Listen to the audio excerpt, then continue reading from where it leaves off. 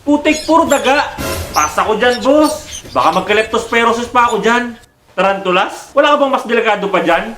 Parang ayaw mo na ako pagisingin pag ganyan ang kama natutulugan ko eh. Napaka-venomous pa naman lahat ng tarantula. Snakes. Pas na pas ako dyan, boss. Pag sumabit sa leg ko yan at naligpisan niya ng leg ko ay paniguradong may kalalagyan. Magots? Yeah.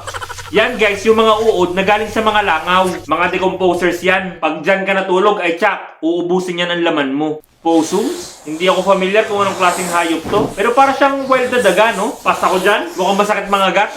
Roaches. Mga buwakan ng ipis na yan. Parang hindi ko kaya humiga dyan, guys. Alam niyo yung hindi naman ako takot sa ipis. Pero pag talaga yan, dumapaw sa akin. Mauuna pa ako lumipad kaysa sa mga yan. Karimarim? Bangyaw? Diyos me, yung marimar. Wala kang normal. Wala akong mapili eh. Mots? Yan. Ito medyo okay. Yun nga lang, paggising mo, mahapdi ang iyong mga mata. Ay may bulo yan eh. Magkokos yun ng irritation.